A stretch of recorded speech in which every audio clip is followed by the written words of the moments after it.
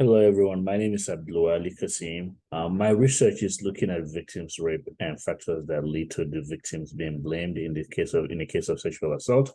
In many cases, this situation is clear cut, or these situations are clear cut, and in some cases they're ambiguous depending on the factors that have been observed, i.e., clothing, attitude of the victim, or the alcohol, alcohol consumption of the victim or both parties. Um, uh,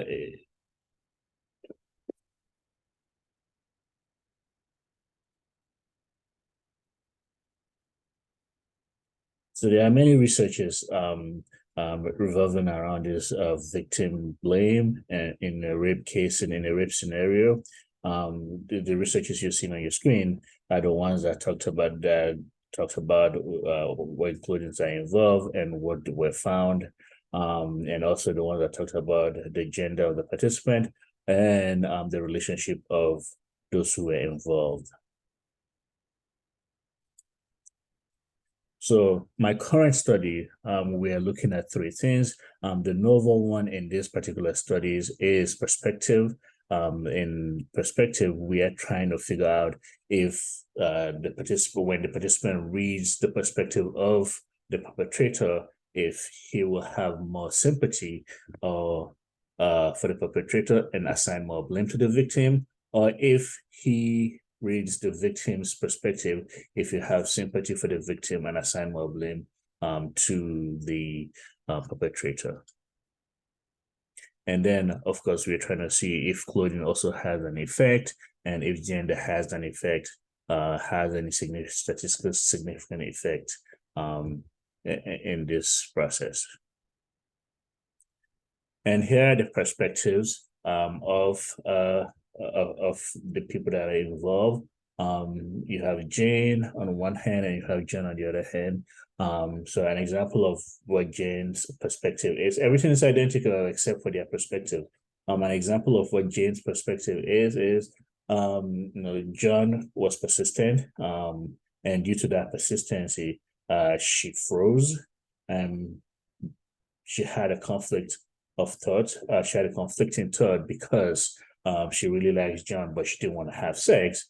John, on the other hand, is saying because they've known each other and they trust each other, and she didn't say no. She didn't say no. He believes that Jane wanted to have sex with him, so they end up having sex.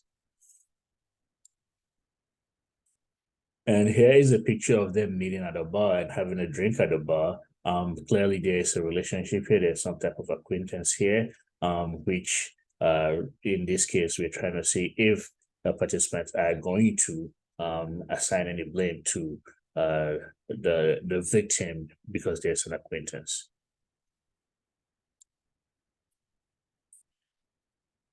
All right, so for my participant profile, data were collected from 201 participants, 105 female and 95 male, and one non-binary, ages ranging from 22 to 71, with a mean of 41.9 and a standard deviation of 11.7.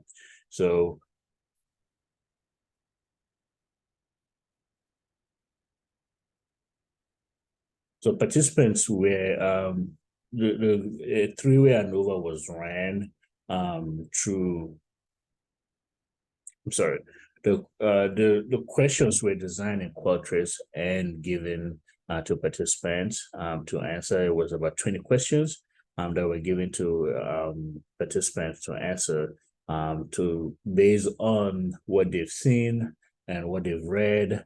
They should decide who is to be blamed in this rape ambiguous rape scenario. And then after that, we ran a three-way ANOVA, checking all three variables that I just presented to you earlier. And then we were able to come up with our analysis of that. Now we also added a manipulation check at the end of the questions to see which picture the participants were assigned to and which perspective they were assigned to.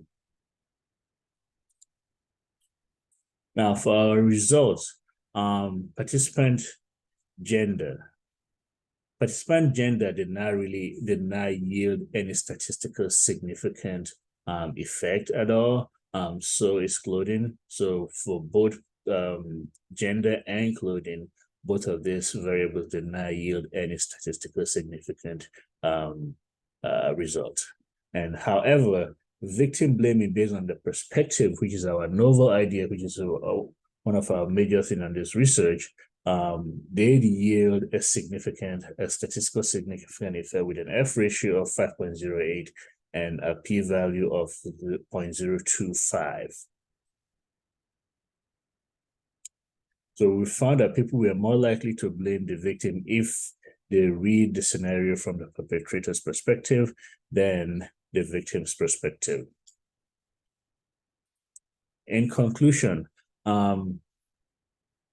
so participants that were assigned blame to the victim when they read the perspective of the perpetrator, this was our finding in this particular, which is in this what we're looking for actually in this particular research, and it did support our hypothesis of, when the participant read the perspective of the perpetrator, they will assign more blame to the victim. So the limitation that we encounter in this research was social desirability effect, in which case, in this, people tend to have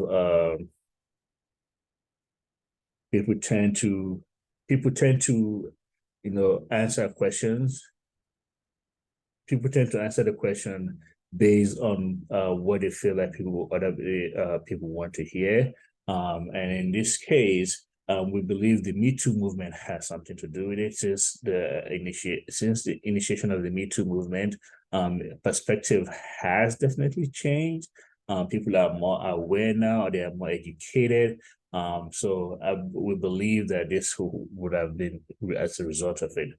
For future directions, we are hoping that we can explore social values, whether they're liberal or conservative, age and religiosity. Exploring this along with, if we are able to have an accurate measure of Me Too movement scale to see how perspective has shifted in terms of rape myth acceptance.